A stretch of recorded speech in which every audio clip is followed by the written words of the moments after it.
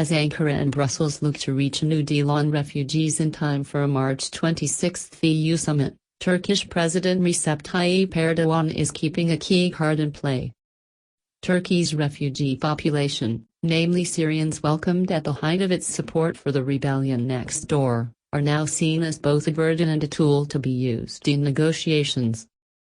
For the past 2 weeks, Ankara has encouraged or coerced its migrant population to seek entry to Europe's eastern flank, Greece.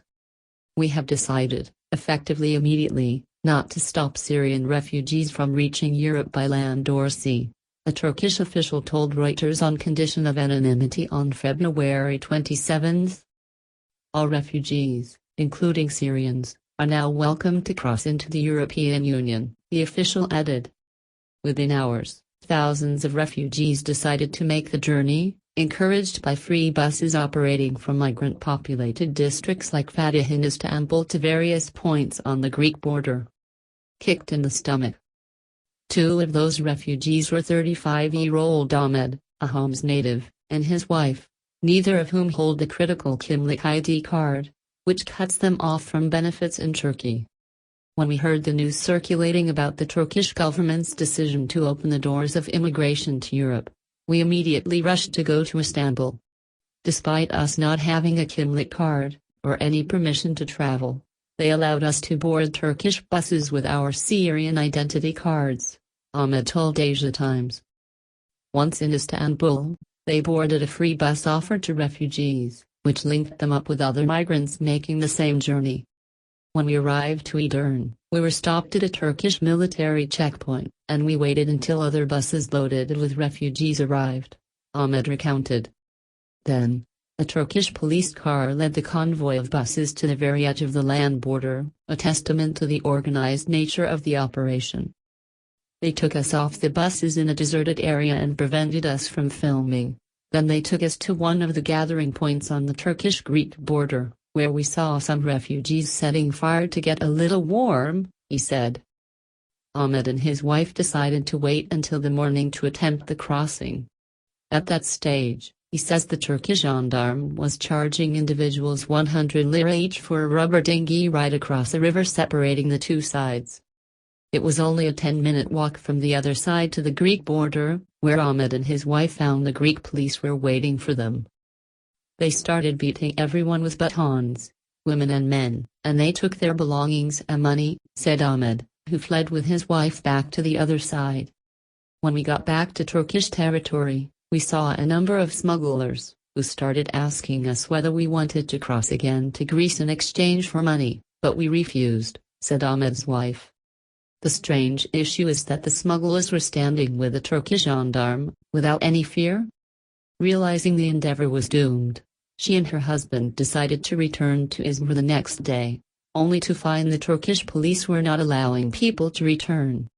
They forced us to board buses again in order to take us to another border point, she told Asia Times. I started screaming and crying, and when I refused to board the bus, one of the gendarmes slapped me on the face and kicked me in the stomach, so they finally succeeded in forcing us to the desired border point. Ahmed and his wife finally managed to escape, after walking for about an hour and a half to a busier area where they could secure a taxi to Istanbul. The taxi driver charged them 1,500 Turkish lira, or nearly $250. I wish I died. Alo native, Ali, 45, also says he was offered a free bus ride to the border, which he boarded with his wife and young children.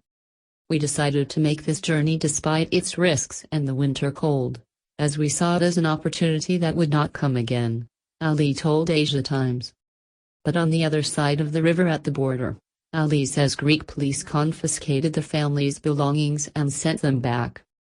Like Ahmed, Ali was compelled to pay for a taxi back to Istanbul. We told him that we would pay him as soon as we got there, but on our way back we were stopped by a Turkish army checkpoint, and they forced us to return to the same border point, he recounts.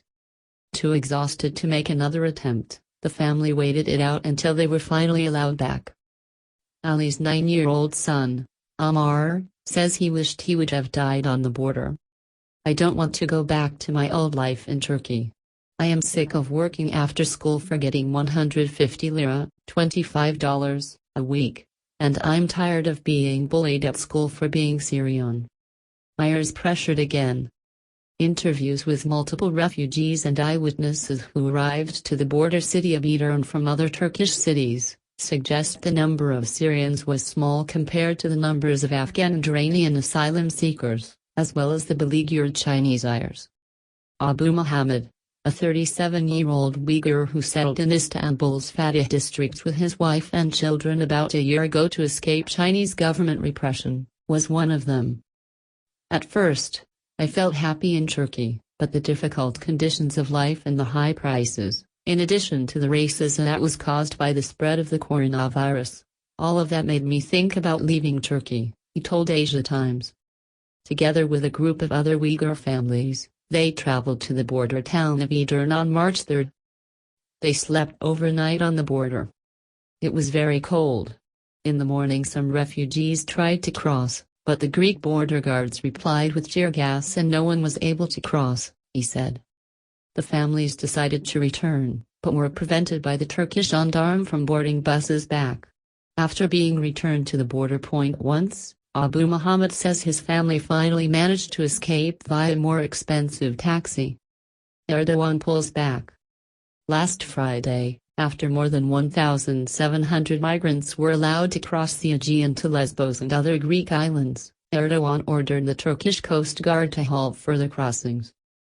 But he made no such order to halt land crossings, where more than 10,000 people are estimated to have crossed through to reach EU members Greece and Bulgaria this month.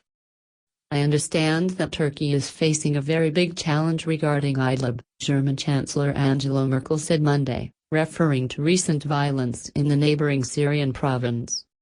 More than 30 Turkish soldiers were killed in Syria late last month, sparking outcry from Erdogan's rivals and renewed anger against Syrian refugees. President Erdogan and his government are not expressing this dissatisfaction in a dialogue with us as the European Union, but rather on the back of the refugees. For me, that's not the way to go forward, added Merkel. EU leaders are demanding Ankara stick to the terms of a 2016 deal, which pledged billions of euros in exchange for Ankara keeping migrants at bay. But Erdogan's administration, which accuses Brussels of not holding up its end of the bargain, is looking to negotiate a better deal in the wake of renewed violence in Idlib. Turkey's tactics of the past 2 weeks offer a window into what it could be willing to do to achieve that.